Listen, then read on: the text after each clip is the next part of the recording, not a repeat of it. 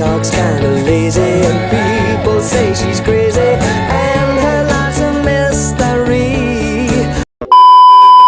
Halo semua, di sini saya akan menjelaskan materi mengenai kalimat dalam berbahasa Indonesia. Dalam materi ini, kita mempunyai beberapa rumusan masalah yang akan kita bahas di sini. Yang pertama ada pengertian kalimat, yang kedua unsur kalimat, yang ketiga pengertian kalimat efektif, yang keempat ciri kalimat efektif, dan yang kelima studi kasus. Yang pertama, pengertian kalimat. Kalimat adalah suatu bahasa yang memiliki makna utuh dan terdiri dari beberapa kata yang disusun berdasarkan aturan-aturan sintaksis bahasa. Kalimat juga dapat berupa pernyataan, pertanyaan, perintah, atau ekspresi perasaan. Selanjutnya ada unsur kalimat. Unsur kalimat adalah fungsi sintaksis yang dalam buku-buku tata bahasa lama biasa disebut jabatan kata dalam kalimat, yaitu subjek berlambang S, predikat berlambang P, objek berlambang O, dan keterangan berlambang K. Kalimat bahasa Indonesia baku sekurang-kurangnya terdiri atas dua unsur, yakni subjek dan predikat. Fungsi unsur lain seperti objek, predikat, dan keterangan dalam suatu kalimat tidak wajib hadir. Hal penting yang perlu kita ketahui untuk dipraktikkan kelak dalam penyusunan kalimat adalah tentang suatu bentuk yang akan mengisi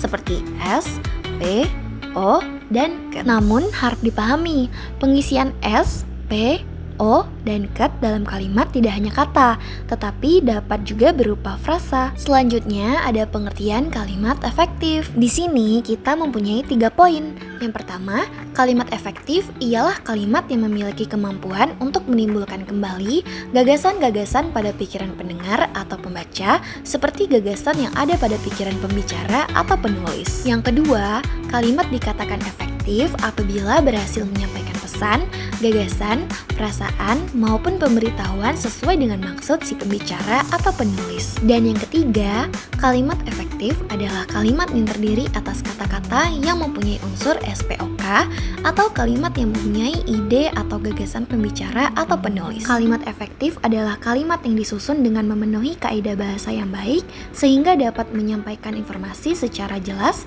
lugas, dan mudah dipahami. Poin selanjutnya ada ciri kalimat efektif. Yang pertama ada jelas. Artinya, kalimat efektif harus jelas dan tidak ambigu, sehingga pembaca atau pendengar dapat memahami pesan dengan mudah. Yang kedua ada tepat. Artinya, kalimat efektif harus tepat dan akurat, sehingga tidak menimbulkan kesalahpahaman. Yang ketiga ada efisien. Artinya, kalimat efektif harus efisien dan tidak berbelit-belit, sehingga pembaca atau pendengar tidak perlu membaca atau mendengar kalimat yang tidak perlu. Yang keempat ada logis. Artinya, kalimat efektif harus logis dan masuk akal, sehingga pembaca atau pendengar dapat memahami alur pikir penulis atau pembicara. Dan yang kelima ada kohesi.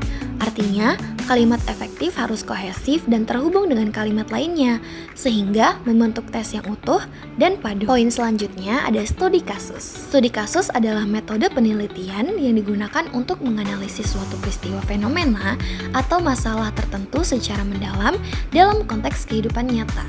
Dan yang kedua, studi kasus biasanya berfokus pada satu objek atau kelompok kecil untuk memahami penyebab, dampak, dan solusi dari suatu permasalahan. Adapun ciri-ciri studi kasus. Yang pertama ada spesifik, seperti mengkaji satu kasus tertentu secara mendalam.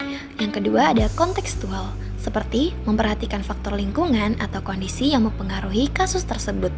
Yang ketiga ada analisis, seperti menggali penyebab, dampak, dan solusi suatu masalah. Yang keempat ada kualitatif atau kuantitatif, bisa berbasis data deskriptif atau narasi atau angka seperti statistik. Nah, itu tadi materi yang bisa saya sampaikan mengenai kalimat dalam berbahasa Indonesia.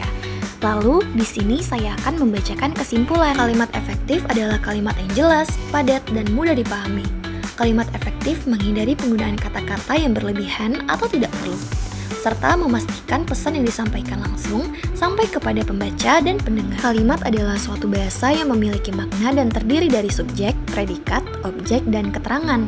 Kalimat dapat berdiri sendiri dan diakhiri dengan titik, tanda tanya, atau tanda seru. Unsur kalimat adalah subjek, predikat, objek, keterangan, dan ada pelengkap. Ciri-ciri kalimat efektif adalah kesatuan gagasan, kepaduan atau kohesi, kehematan kata, kelogisan, ketepatan makna, dan kesejajaran bentuk. Studi kasus adalah metode penelitian yang mendalam terhadap suatu fenomena, individu, kelompok, organisasi, atau situasi tertentu. Metode ini digunakan untuk memahami suatu permasalahan secara lebih rinci dengan menggali berbagai aspek yang terkait.